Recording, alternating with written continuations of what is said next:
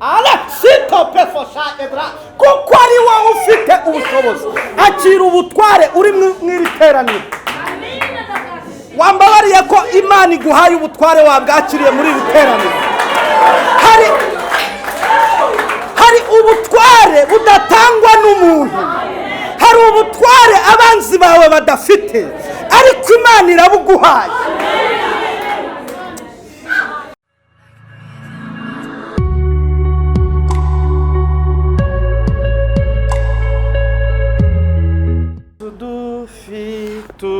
Ubutware dufite ubushobozi iyo twizeye amagambo ye nk'uko yayatubwiye. Ku musaraba haturuka iriba rimara inyota, twahanywereye amazi meza, amazi y'ubugingo. Ku musaraba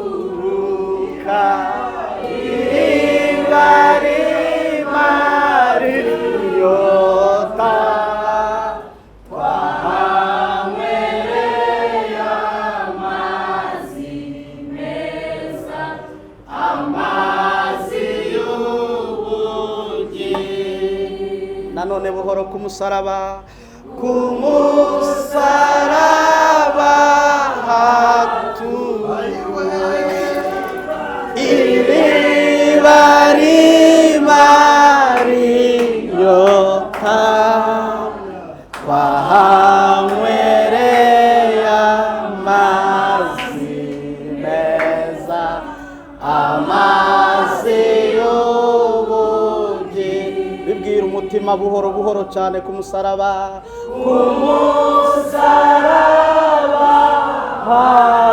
haturuka iriba rimara inyota, twahanywereye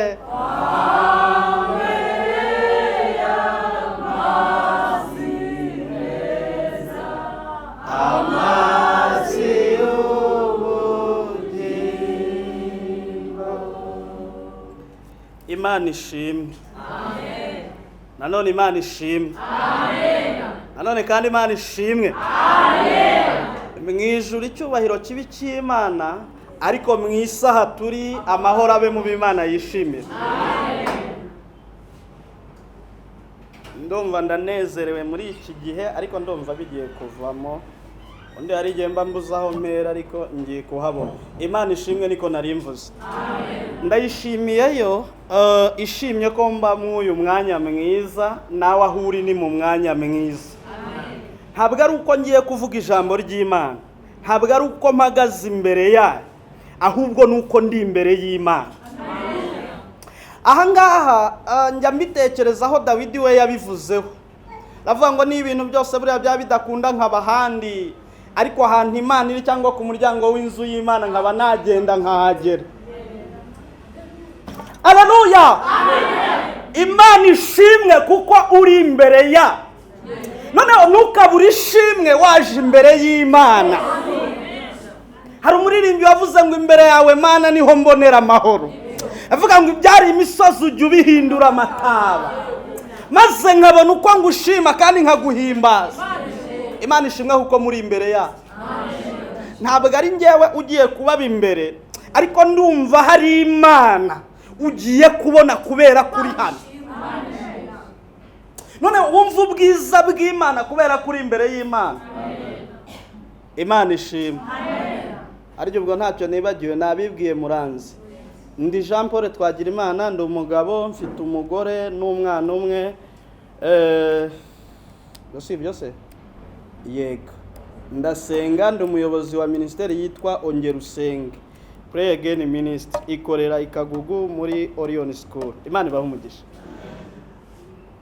Imana ibaha umugisha. Nkunda abantu bumva. Tugiye kuganira ku ijambo ry'Imana, ariko reka mbabwire gatoya ku ijambo ry'Imana. Hari 20 ubundi usobanukirwa iyo umaze kumenya ijambo ry'Imana, kandi nta handi hantu Imana ibonekera uretse mu ijambo ryayo. Uyu munsi Imana tuyibona binyuze mu ijambo ryayo. Nayo mpamvu mbingingiye gusenga Imana ivuga. Itavuga ntuzayisenga, kuko hari izifite amatwi ariko zitumva, hari izifite amaso ariko zitareba, hari izifite amaguru zitabasha kugenda, hari izifite amaboko atabasha gukora. Ariko iyi dusenga yihariye ku bintu bitatu. Imana izi byose. Omonisia nibyo? Yego. Imana izi byose. Ubu wari uzi ko nawe Imana ikuzi? Ndetse iyo uri imbere yayo umera nk'utwikuruye cyangwa wambaye ubusa. Ibyo simbitindaho. Imana iri ahantu hose. Ni icya kabiri. Iyo uri musengera hano, yego, iri ku isi hose. Imana ishimwe. Omnipresent. Noneho si icyo cyonyine. Ubundi bunagurutse nderekwa, ubwo biraza kubasaba ko igihe cyanjye mugikoresha neza ntimugendagenda. Yego, noneho Imana izi byose, ishoboye byose, ibera hose icyarimwe. Niyo tugiye gusenga. Haleluya. Haleluya. Ni nayo buriya ijwi ryose. Ibi bintu njya mbibwira abantu. Kwiyenteroduwiza ubundi iyo muye n'abantu ari ubwa mbere birangora. Njya mbibwira abantu, ubundi ijwi ryose ribwira umuntu ngo ajye gusenga ni ijwi ry'Imana. Yego, noneho ijwi ryose ribuza umuntu kujya gusenga buriya ni ijwi rya Satani. Wari uzi ko uyu munsi ari Imana yakuraritse? Kandi ikintu wari Imana yategetse ko wumvira ahangaha, kubonera ahangaha, nta handi hantu wakibonera. Yego, icyo waje rero uyu munsi usaba Imana, Imana ikiguhe.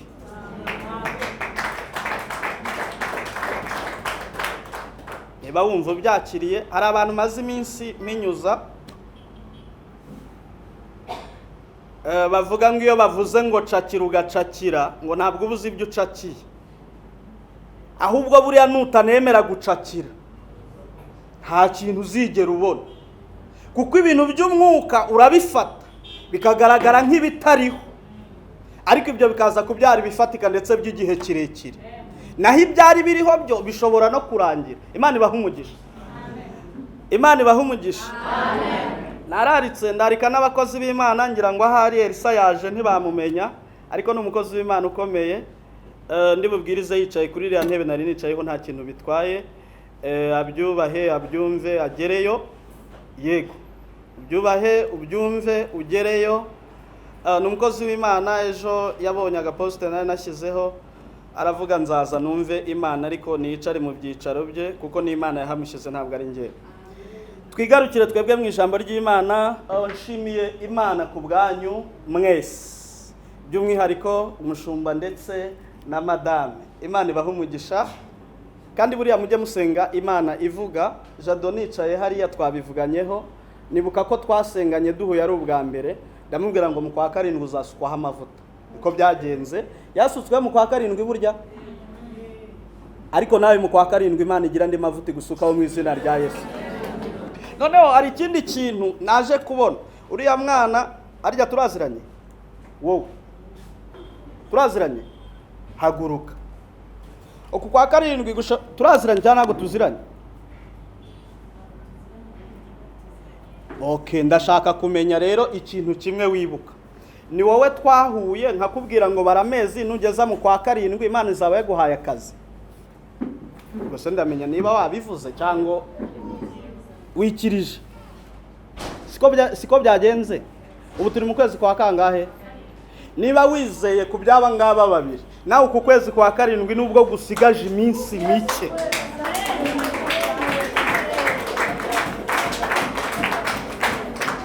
ngira ngo ntabwo ari fantasy, byashoboka ko wowe utana oya, ariko ejo nawe twaravuganye, ariko byashoboka ko wowe hari utabyibukaga, nanjye sinabyibukaga, ariko wavuze. Turimo dusenga twavuze amezi tugeze mu kwa 7, ndakubwira ngo ukwezi kwa 7 Imana izaba yaguhayemo akazi, ndetse azakurikiraho no kwiga. Genda utegereze kwiga, kuko aka kazi karatuma wiga. iyo musenga burya irabazi, irabamenya, ibazi ndetse no mu mazina. Uko yari iri kera n'uyu munsi niko ikiri. Yabwiye ni Mose ngo kuko wangiriyeho umugisha nkamenya izina ryawe, n'icyo uvuze uri imbere yanjye. Ariko reka mbasabe muba abanyamwuka. Buri muntu agira uko ahamagarwa. Yego, wigishije Imana iguha umugisha, nawe ku mugoro nziza Imana iguha umugisha, nanjye Imana igiye kumpa umugisha muri aka kanya. Hari ijambo Yesu yavugaga iyo yabaga ari mu murimo w'Imana. Aravuga ngo ni mu murimo wa data, ariko nasomye mu Cyongereza aravuze ngo I'm in my father's business. W'umurimo w'Imana yawukoraga nk'ubyara inyungu, kuko nicyo gisobanuro cya business. Rero ndumva hari ukuntu ngiye kuvuga Imana, kuko njye hari inyungu zayo nabonye, ariko ndumva hari izo ugiye kubona nawe. Amen. Mvuga ku ijambo ry'Imana biranditse Timoteyo wa 2 ibice 3 ku murongo wa 16. Ntabwo ariho ngiye kwigisha, ngiye kubwira uko uzajya ufata ijambo ry'Imana. Ibyanditswe byera byose byahumetswe n'Imana, bigira umumaro wo kwigisha umuntu, wo kumutunganya, wo kumuhanira gukiranuka. Oh my God. Cyangwa kumukururira gukiranuka, kugira ngo umuntu w'Imana abashitse ngo akore imirimo myiza yose. Cyo ni igisobanuro cy'ijambo ry'Imana. Yego, noneho Abaheburayo 4:12 aravuga ngo kuko ijambo ry'Imana ari rizima, akaba ari ukuri, rikaba rifite imbaraga, rikagira ubugi buruta bw'inkota zose. Nandi magambo akomezaho. Ubundi nujya kumva ijambo ry'Imana ujye ubanza umenye ibyo ngibyo uko ari bibiri. Ijambo ry'Imana ni ukuri, ni rizima ndetse rifite imbaraga. Subwo ni mwana rikomera amashi.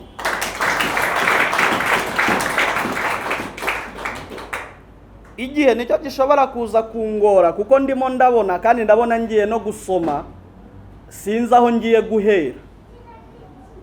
Ariko reka mpere ku ijambo ry'Imana. Ikindi njye ntago njya mbwira abantu ngo bwira mugenzi wawe ngo ibi ngibi, ndakubwira ngo bwira umutima wawe. Wawuzanye, bwira umutima wawe.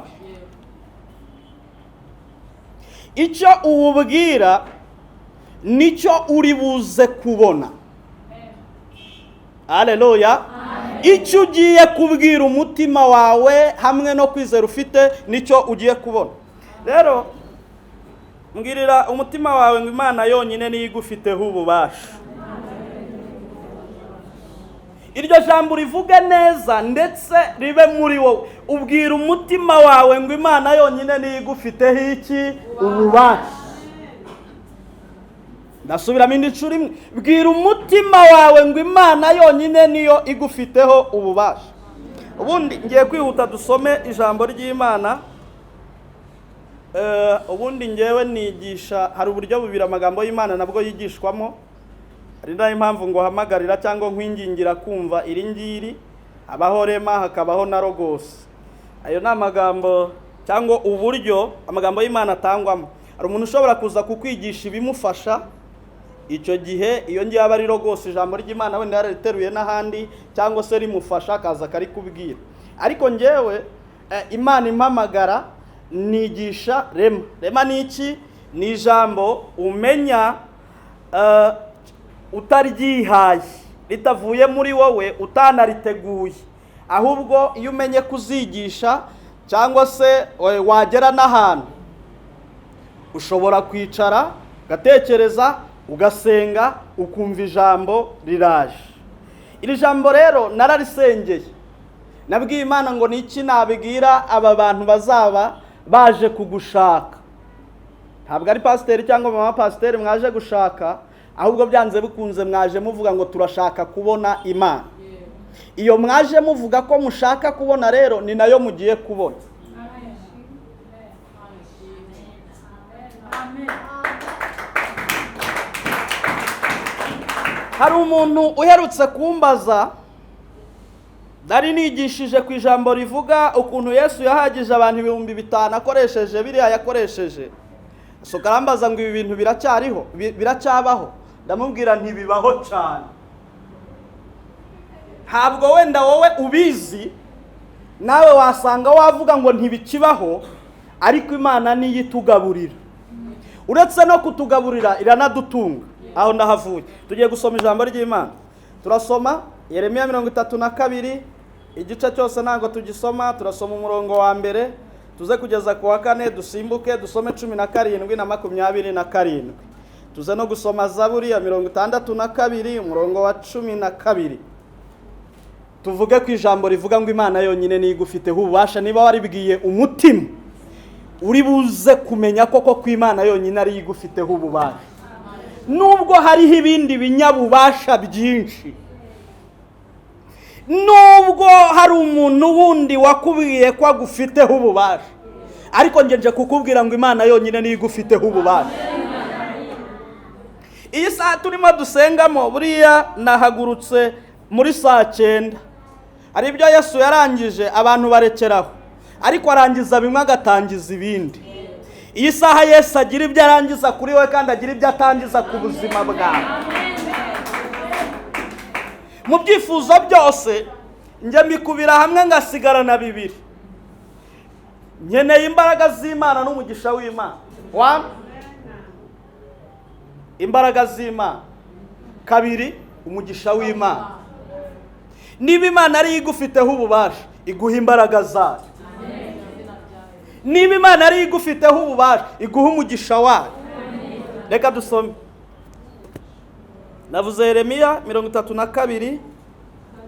Yego, umurongo wa mbere turasoma. Aho nzajya mpavuga uko igice cyose sinagisoma, ariko haranditse ngo Yeremiya yategekwa kugura umurima muri Anatoti. Jambo ryaje kuri Yeremiya. Dusome mu izina rya Yesu. Amen. Dusome mu izina rya Yesu. Amen. 32 uhereye ku murongo wa mbere haranditse ngo Yeremiya ategekwa kugura umurima muri Anatoti.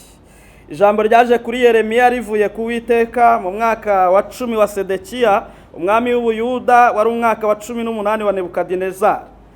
Nuko icyo gihe ingabo z'umwami w'i Babuloni nibwo zagose i Yerusalemu, kandi umuhanuzi Yeremiya yaracingiraniwe mu gikari cy'inzu y'imbohe iri mu rugo rw'umwami w'Ubuyuda, kuko Sedekiya umwami w'Ubuyuda yari yaramufunze. Umwami yaramubajije ati, niki gituma uhanura utyo? Uti, uku niko Uwiteka avuga ati, dore nzatanga uyu murwa mu maboko y'umwami wa Babuloni, kandi azawigarurira. Uno umurongo wa 3 nsomye, tugiye gusimbuka dusome 6. Aranditse ngo Yeremiya aravuga ati, ijambo ryanjeho riti, dore Hanameli mwene Shalumu so wanyu azagusanga, ati tugura umurima wanjye uri mu Anatoti, kuko ari wowe ufite ubutware bwo kuwugura. 8. Bukeye Hanameli mwene data wacu ansanga mu gikari cy'inzu y'imbohe, nk'uko ijambo ry'Uwiteka ryari riri, arambwira ati, ndakwinginga ugura umurima wanjye uri muri Anatoti mu gihugu cya Benyamini, kuko ari wowe ubasha kuwuzungura, kandi ubutware bwo kuwugura ari wowe ubufite. Nuko menya ko rya jambo ryavuye ku Uwiteka. Ye gusimuka dusome 17 na 27. 17 haranditse ngo, yewe mwami w'Uwiteka, dore niwe waremesheje ijuru n'isi, ububasha bwawe bukomeye n'ukuboko kwawe kurambuye, nta kintu na kimwe kikunanira.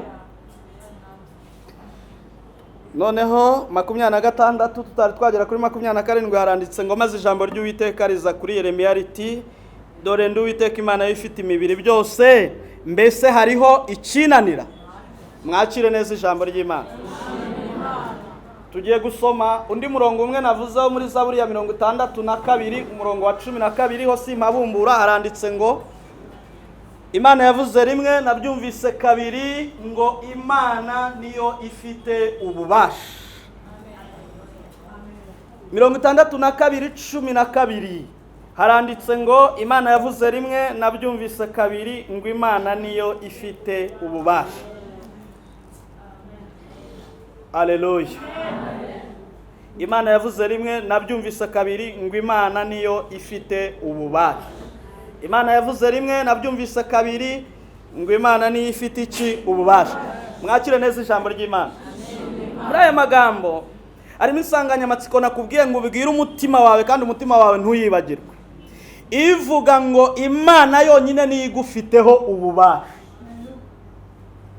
Iri jambo ngiye kwihuta simbonye umwanya wenda wo kwintroduce ngo mvuge ibi nibi ku kijyanye n'ububasha umuntu yagira ku wundi, ububasha uko bugenda busimburana, uko bujya hejuru y'ubundi, ububasha Minisitiri w'Intebe agira bwo gusinya ku nyandiko za Perezida wa Repubulika tukazemera twese, ububasha umuyobozi w'umudugudu agira bwo kuguhesha icyangombwa cyo ku rwego rw'umudugudu kuzamura gutyo. Ubwo ni ububasha bari abantu baba bafite ububasha. N'undi muntu wese ashobora kugira ububasha. Ayo mageze ndavuga ngo mu isi burya habaho imbaraga ebyiri. Yego, habaho imbaraga zikomeye z'Imana ari nazo ziri hejuru. Burya habaho n'imbaraga z'isi, imbaraga z'umwijima, imbaraga z'abantu, iz'abarozi, iz'abapfumu, iz'abakonikoni n'ibindi byose bishobora kugira imbaraga. Ariko ngewe ndashaka kuvuga ku bubasha bw'Imana. Ndashaka kukubwira ko burya iyo wicaye ugatekereza ushobora kubona ibintu byinshi bigufiteho ububasha. Kandi mu bitekerezo byawe ntabwo wakwirenganya ko ibyo bintu bikugize gute bigufiteho ububasha. Ariko ndashaka kuhindura page. Yego, mu gitabo wasomaga ukabona ibintu bigufiteho ububasha, ugahindukira ukavuga ngo bya bintu burya ntibimfiteho ububasha, ahubwo Imana yonyine niyo imfiteho ububasha. Aya magambo ni Dawidi ubwe wayivugiye igihe abanzi be bari bamuteye bagira ngo bamunyage. Ariko aravuga ngo abanzi ntibamfiteho ububasha, ahubwo Imana yo yavuze rimwe, nge numvise kabiri, numva ko Imana ari ifite ububasha. Imana ishimwe. Amen. Nta kindi Imana ishaka kukubwira uyu mwanya, Imana niyo igufiteho ububasha. Ibyawe byose Imana yonyine niyo ibifiteho ububasha. Aha mpavuye twasomye izindi nkuru, ubwo murumva ko ari resume imeze neza. Yego, twasomye inkuru z'umugabo witwa Yeremiya, wari umuhanuzi wabayeho muri kiriya gihe, wabayeho kuri iriya myaka uko bayibaraga, igihe ingoma y'Ubuyuda itangiriye, igihe ya Nebukadinezari itangiriye, sindi buhatinde, umwe bari ku mwaka wa 10 undi ari ku wa 18. Ibyo simbivugaho, ariko ndashaka kuvuga ku byamubayeho. Ariko nimvuga Yeremiya uze kumva ko Yeremiya yacyuye igihe cye, ahubwo uyu munsi ari wo uriho kuri iki gihe. Umwami w'Ubuyuda agize gutya, aramufata amushyira mu nzu y'imbohe. Amaze kumushyira mu nzu y'imbohe, yikomereza kwibera umugabo w'Imana, ntiyareka umurimo we. Aleluya. Ibihe ntibizatume ureka defaya sanse kidehita edra. Ibihe ntibizatume ureka iby'Imana yagushinze. Cyangwa mu ijambo rimwe, ibihe ntibizagucogoza. Ngo ari mu nzu y'imbohe arerekwa. Yego, yerekwa ibye ndetse yerekwa n'ibya Yerusalemu. Byose arabivuga, ndetse uwamufunze araza aramubwira ngo kubera iki uvuga gutyo kandi uri mu nzu y'imbohe? Ariko Yeremiya wahita muvaho nkaza kuri mwebwe. Aleluya. Amen. Hari abantu bakweretse ko bagufiteho ububasha, uyu munsi bashobora kukubaza impamvu z'ibyiringiro byawe. Yego, bakaza bakakubaza ngo kubera iki umeze gutya kandi bimeze biki. Igisubizo kirabonetse, vuga ngo Imana niyo ifite ububasha. Mumbabarire mwumve neza ijambo ry'Imana, kuko nahandi buhanurire uburondozi sinabuvamo. Yego, noneho Yeremiya avuga ibye ndetse niyikunda ngo abone ibye byonyine bari byo yitangariza, ahubwo atangaza n'ibya Yerusalemu. Birakwiye ko aho uhagaze ni usenga ujye wisengera, ariko usengere n'igihugu cyangwa isi yose.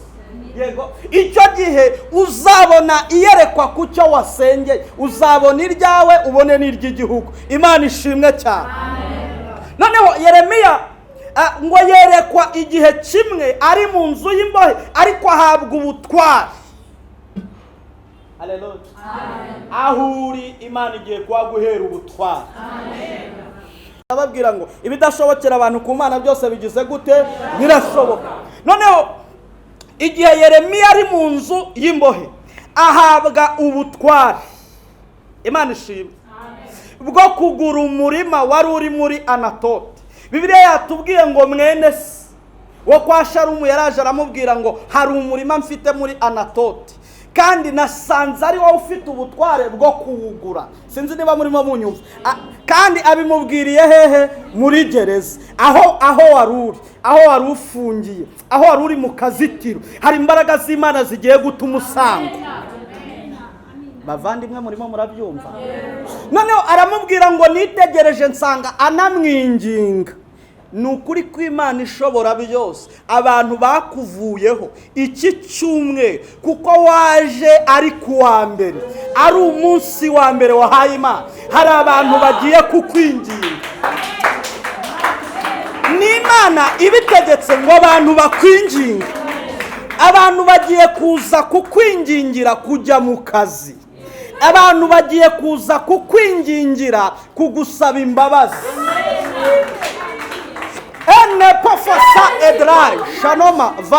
Abantu bagiye kuza kukwingingira kuguha ibyiza. Hari igihe ushobora gusengera ibintu bikamara igihe utabibona, ariko ugiye kubihabwa winginga.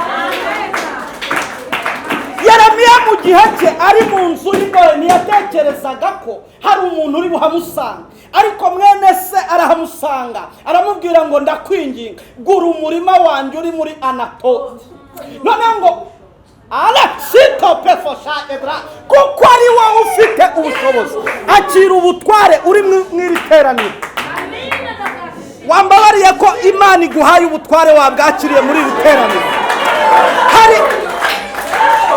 Hari ubutware budatangwa n'umuntu, hari ubutware abanzi bawe badafite, ariko Imana irabuguhaye.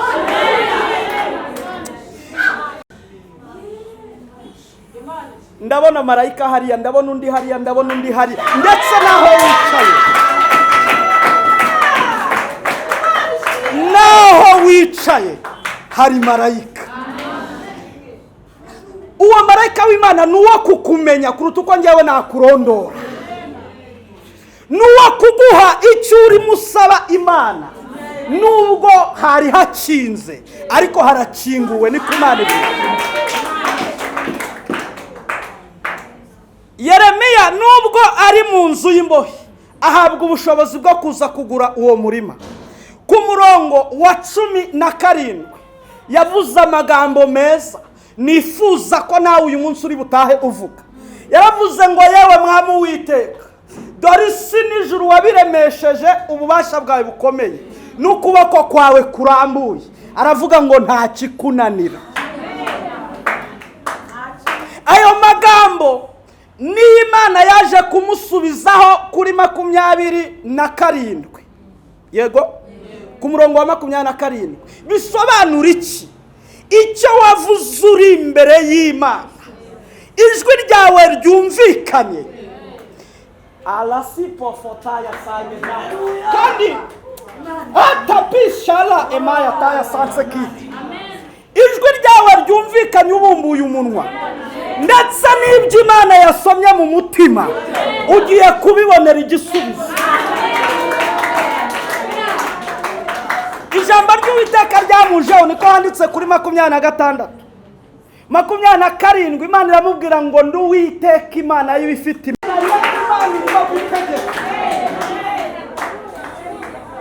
Ku bintu byari byarananiranye Imana irimo gutegeka. Imbaraga z'Imana nizikugeraho wumva. Imana irimo gukora bidasanzwe wishwe. Iterera abantu barimo kwishyurirwa amadeni. Iterera abantu barimo guhabwa igishoro. Iterera abantu barimo kugurira. Amavuta ntashobora kubasha kujera. Ibihombo byakubahaguruka, ibihombo bikumazeho igihe, Imana iravuze ngo ibikuyeho. Imana iguhaye gukora. Imana iravuze ngo irakwitamira. Imana iravuze mwizanye amafaranga menshi mu buzima bwawe kuko umaze igihe uhomba ndetse bikabije, ariko Uwiteka yavuze ngo akira icyaguhaye. Imana irabwiye ngo bimwe byarasenyutse ariko dore yubatse ibi, kandi Imana iravuze ngo dore irakubakira.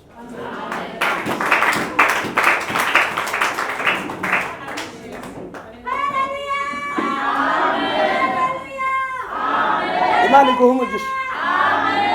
Ibyo byasenyutse nta wundi wari ufite ububasha bwo kubyubaka, ariko Imana iravuze ngo dore irakubakiye. Imana iravuze ngo dore irakubakiye. Ubundi ni ihame, ubutunzi bw'abantu buba mu kanwa k'abahanuzi. Kubera ko umpaye amafaranga, ntabwo ari Imana ibivuze, ariko njye ndabivuze, ugiye kubona amafaranga menshi. Umva, Imana iguha mbonye ahisaza shito pefo edra, akira amafaranga Imana iguhaye, kandi ugiye kubona amafaranga abantu bazavuga ngo aya mafaranga waba uyakura n'ikuzimu. Niko Imana ikoze, kandi hari amapingu mbonye Imana ikuye kuri wowe.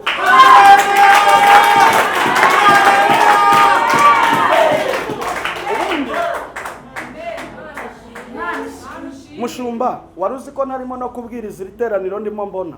Nge ndi kubona ni kubwiriza iteraniro riva hano rikagera hariya hafi. Ndi kubona izi ahangaha ubona huzuye, byarangiye, byabaye, nta kintu gisigaye. Hasigaye wenda kuzahateranira abantu bamwe bari nka hariya, cyangwa se wenda hari ukundi kuntu barimo kubona ibintu, ariko mbonye amavuta ari hano atuma hakorerwa igitangaza. Aha hantu hari ahantu turahimutse. Ahantu turahimutse. Kandi ko ndeba umuntu ngahita nerekwa hari igitangaza gikomeye kigiye kuba. Aya mavuta wasutsweho agiye gutuma izina ryawe rimenyekana. Ishyano fo edra. Mbonye mu buzima wabwiwe kado, ariko umva nkubwiye, Imana irambwiye ngo hari kado izanye izihagarariye zose. Imana irabikora. Imana iguhaye sare nini cyane, hari gukora kw'Imana mu buryo budasanzwe. None akira ibintu bishya, ibintu byose sare cyane tuyakira. Ariko ngo murayakira muzana n'amafaranga ahari. Umva dore ko n'ibintu bimeze pifo sansofa edra, ibintu byose bibaye bishya uhereye mu nzu. Zoki enema taya sansofa edra, ibyo byo ndabivuga gutya. Mini fotaya ebini mandosha edra, tega amatwi kugira ngo unyumve. Mantoki de bole vaya sansomeni ya sha edra, biraje byose. Iki hari umurozi wari warahagurutse, ushima Imana cyane ko Imana yakurinze gushyingura umwana wawe. Kandi Hallelujah! Imana irambwiye ngo ikuyeho uwo murozi burundu, kuko hari n'ibindi bintu bibi yaragiye gukora. Ariko Imana iravuze ngo dore niyo yaguhamagaye, ni nayo yakwimitse. Amavuta kuriho agiye kumutwika. Iyo usoma ijambo ry'Imana umenya byinshi. Abaheburayo 1:4, Imana ijya kurema abamarayika yabahinduye umuyaga, ariko abantu bagezeho ibahindura umuriro. Uyagiye guhinduka umuriro. Ibiganza byawe bigiye gukiza indwara nyinshi. Hari urugendo rw'umugisha Imana iguhaye. Hari umuntu ukomeye Imana iguhuje nawe muri iki gihugu.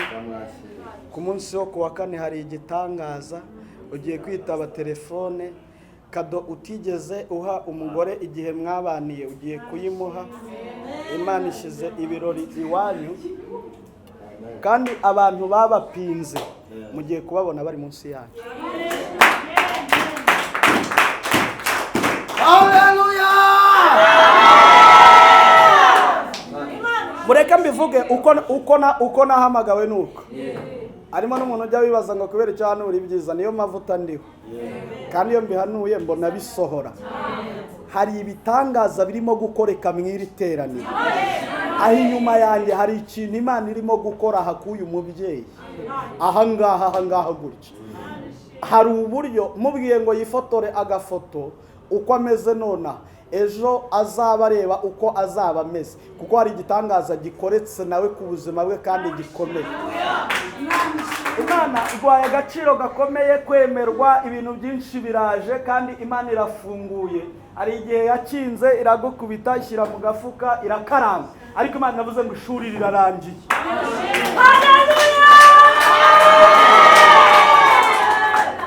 Ishuri rigize gute? Rirarangiye. Ni Imana ibivuze. Mbonye Uwiteka gutungura, akira surprise y'Imana itari iy'abantu. Ibi mbigusobanura, uzabona abantu baje kugutungura ariko atari bo baje, n'Imana izabibazanye. Uzasangamo, umva uko biba bimeze. Icyo gihe usangamo na babandi batabishaka, icyo gihe usangamo na babandi batari bubikunde. Ijwi ry'Uwiteka rirambwiye ngo abantu bagucishije bugufi, ariko Imana igushyize hejuru, kandi icyubahiro cy'Uwiteka mbonye kizamuka imbere yawe. Hari ibendera izamuwe itari iy'igihugu cyo mu isi, ibendera y'igihugu cy'ijuru. Imana irambwira ngo kiragutsindishije. Warihanganye cyane, sininjiye hariya ngo mvuge sopefo esa kine moshaye dra. Waranageragejwe cyane, ariko nukuri warihanganye. Imana igutangiye ubuhamya muri iri teraniro. Ariko wabwiye umutima wawe ngo akira kugira ububasha, kubera ko Imana yonyine ari igufiteho ububasha. Ubundi Imana dusenga y'ubugari, kuko ifite ububasha bwinshi, natwe igiduha ubutware. Sinatangiye ndirimba se ngo kwa Yesu dufite ubutware kandi dufite ubushobozi. None si twizeye amagambo ye yose nk'uko yayatubwiye, ku musaraba ntihaturuka iryo ribase umuntu uringwereyeho.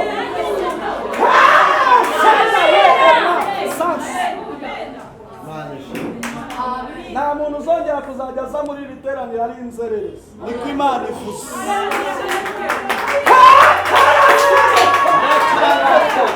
Jorema edeta, Imana izanye abagabo nyabagabo. Nunaza uri umugore, Imana izaguhindura umugabo nyabagabo. Burya irinjiza ikanasohora, niko yica ikanakiza, shyira ikuzimu ikanakurayo. Ijambo nasomye rambwira burya ngo n'umugisha ntabwo uturuka iburasirazuba cyangwa iburengerazuba, nta nubwo uturuka mu bitayu bw'imisozi, ahubwo Imana nicisha umwe bugufi igashyira undi hejuru. Niwemera gukorera Imana neza utayirya, njye wambeshya uko njya neza, ariko ni dukeya, ariko yirareba. Igeze urabizi, vuga ngo Mana ni ukuri mbonye wubaka mo enesha edrayi. Imana ibubakiye ingo izari ku manegeka Uwiteka, ariko uzi ko Uwiteka aza akakugeraho akaguha ubwiza, akaguha impumuro nziza, nkawe yarakubwiye ngo usigaye ntazi, ntabwo bisimeringa neza hari, ariko Imana iguhaye impumuro nziza, niko Imana ivuze. Hari umugore wicaye mu iteraniro, umugabo we yabwiye ngo asigaye nuko. Umva ukuntu Imana ivuze, Imana iguhaye impumuro nziza. Ubwo se ndakoshe ni gutyo yabivuze rose, ko yabivuze nawe yumva n'umunwa we, kandi nande ko mbyumviye muri uku gutyo, ariko akira impumuro nziza kuko Imana yiguhaye.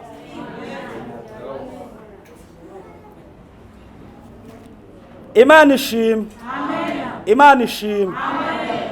Tugiye kuzajya duterana n'abanyamahanga nabo barimo bumva iri teraniro, ndetse bakaryumva live bitari kuri YouTube.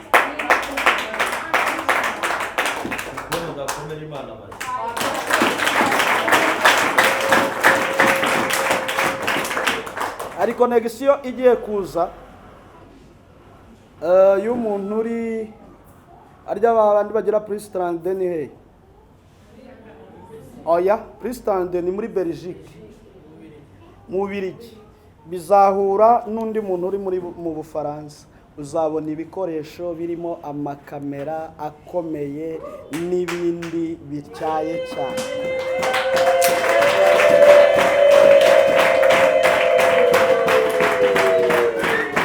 Aho natangiriye mu Bubiligi hagiye kuzava umuntu akugire umwana, kandi afite imitungo, niko Imana ivuze.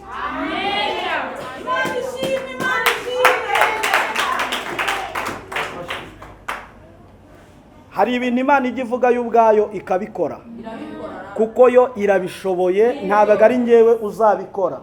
Icyo ndi bukwemerere ni nkikwemerera ubwo ndanakiguha, ariko icyo Imana ikwemereye, Imana ihise imbwira ku masezerano. Ni ukuri humura niba ufite amasezerano, amasezerano yawe Imana izayasohoza.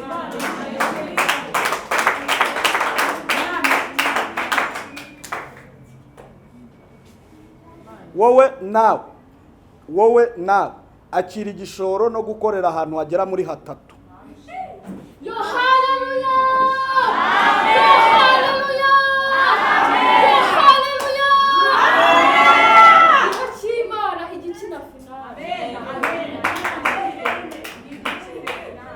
Muzakorera ahantu aha. Imana irabikoze. Turi ku ijambo rivuga ngo Imana yonyine niyo ifite ububasha. Niba ariyo ifite ububasha rero ntabwo uzagwa mu butayu, ahubwo ugiye kugera i Kanani. Hari ibintu byinshi Imana yambwiye, ariko ntabwo uri buze muri babandi ndi buze kuvuga ngo turavugana nsotse. Oya, ahubwo Imana ikubereye igisubizo. Mu rugo rwawe Imana ikubereye igisubizo. Ibyo birumvikana, birafatika, biruzuye. Mu buzima bwawe Imana ikubereye igisubizo. Buri kibazo cyose wari ufite Imana ikubereye igisubizo. Ariko mureke tuyihereze icyubahiro niba ayiwe ko ariko ubusinatinze, ariko tuvuge ngo Imana ni ifite ububasha. Tuvuge ngo Imana ni ifite ububasha. Twongere ngo nta kinanira Imana. Oya, ngere busubiremo ngo nta kinanira Imana. Ndakwinginze nta kinanira Imana. Uyivuge buri munsi byakunze. Abantu bashimye hano ntabwo ari bo bazashima kuwa Imana imbwiye ngo mbabwire musenga amasengesho. Murayeme ariko murayeme. Mwumva? Ni ukuri.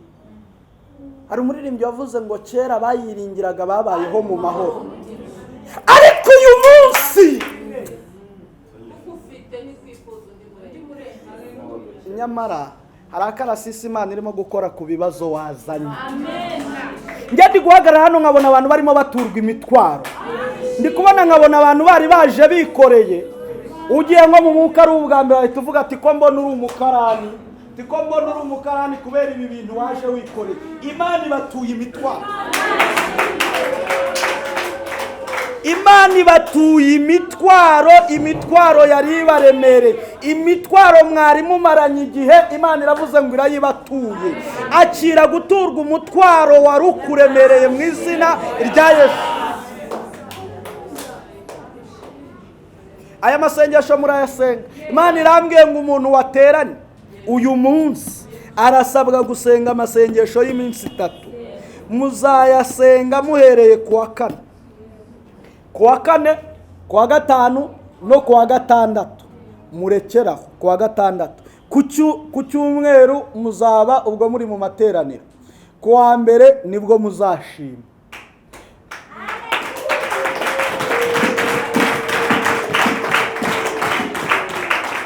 Umuntu uri hano ufite kwizera gushyitse, kutari kwa kundi kugura inyanya z'ibimene, ahubwo kwizera gukuraho imisozi. Yego, kuko nicyo Bibiliya yaravuze ngo nitwizera tuzabwira n'umusozi uvaho waruri ujya ahandi, cyangwa se nitwizera tuzabwira ikibazo kiveho haza igisubizo. Imana ishimwe. Niwize, sinzi hano niba bagira envelope, urayifata uzashyiramo ituro, cyangwa se niba nazo murazigira. Yego, urayitwara. Ushobora gutwara n'iyo undi muntu wizereye, uzashyiremo ituro ryishimwe. Murimo muranyumva mwese? Uzarizane hano kuwa mbere. Yego, nanjye nzaza niyo yaba iminota 10 nzaza mbahesha umugisha, kuko muzaba mukoze icyo Imana ivuze. Okay, niba ayo mashyi ari Imana muyakomeye ni munyihorere.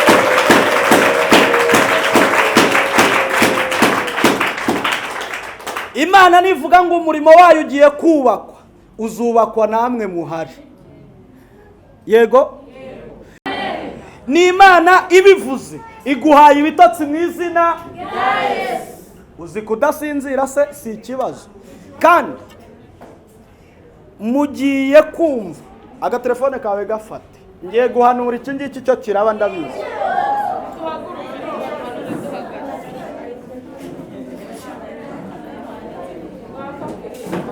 Mwahagurutse mwese?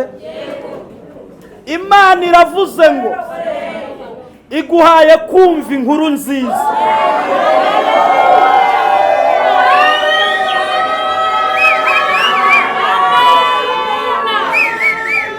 Abantu benshi mugiye guhamagarwa mwumva inkuru nziza.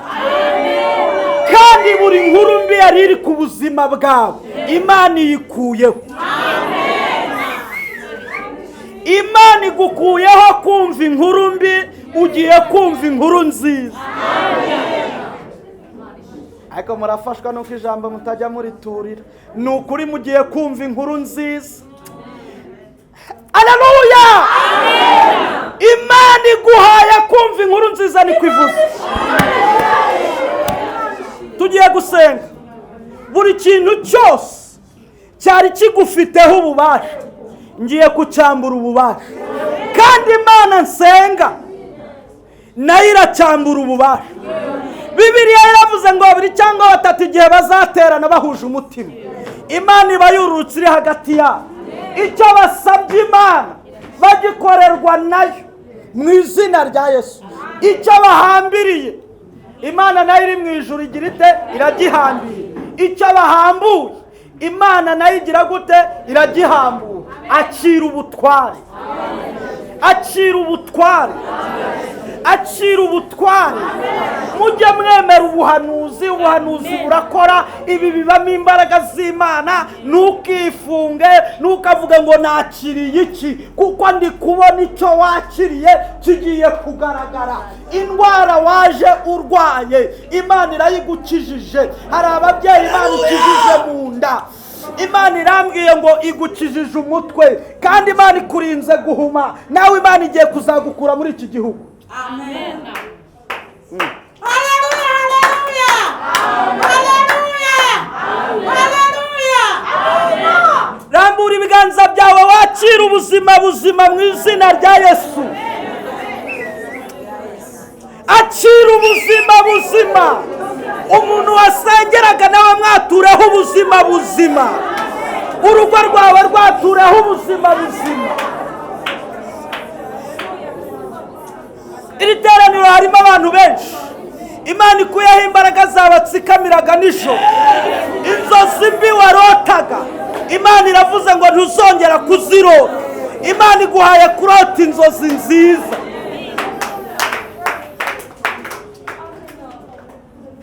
Marayika wari uri aho wicaye aguhaye urufunguzo.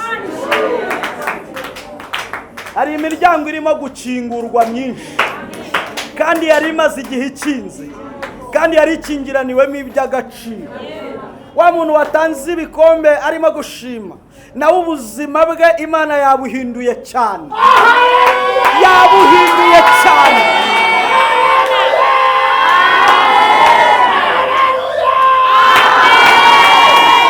Imana iravuze ngo imuhaye iminyago myinshi. Imana imuhaye iminyago myinshi.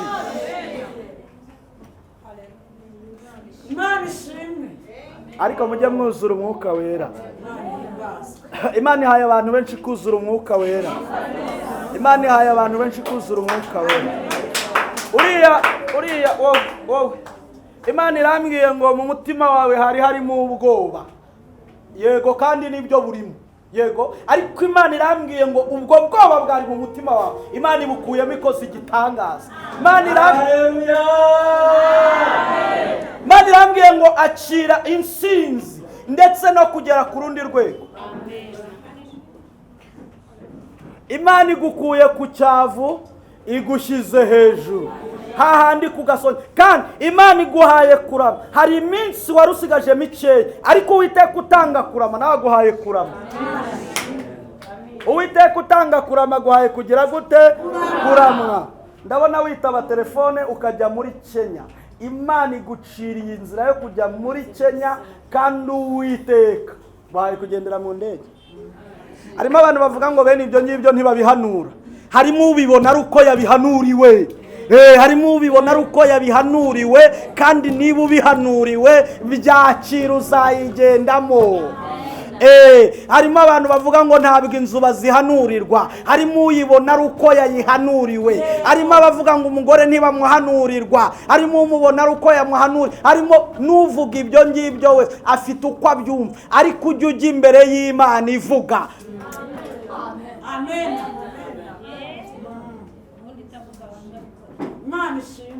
Haguruka,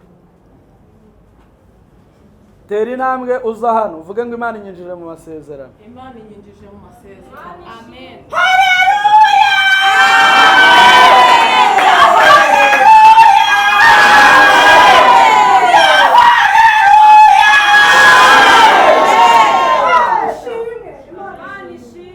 Uyu munsi uhigira umuhigo we n'umutima wawe, ugiye kubona Imana. Ugiye kubona Imana. Na muri ibyo biganza byawe dusenga. Vuga ngo ndagushimiye Mana. Ko uyu munsi ari wowe wandaritse. Ngo nze nkumve kandi nze nkubone. Ndakubonye rero. Nguhaye icyubahiro. Kuko ijambo ryawe ari rizima. Rikaba rifite imbaraga. Kandi rikagira ubugi buruta bw'inkota zose. Nakiriye ibyo nagusabye. Ndabifite. Ndabitahana. Ndabigenderamo. Ndabituramo. Uku kwezi kwa karindwi ndetse n'indi migabane yose. Ndagushimiye Mana ko wanuye imitwaro ukanduhura, kuko ububasha bwawe bukoze ikintu gikomeye kuri jyewe. Nanjye mpize umuhigo igihe nzaba nsenga iyi minsi 3 nzagukorera kandi nzakora mu nzu yawe. Nzazana ituro ry'ishimwe ndetse n'igitambo cyo kugutura, kuko ari wowe wenyine ufiteho ububasha. Nakiriye ubwo bubasha kandi nakiriye ubwo butware. Ndi umutwe ntago ndi umurizo. Umpaye imbaraga zawe kandi umpaye umugisha. Ndi umutsinzi kurushaho. Ntabwo nzatsindwa.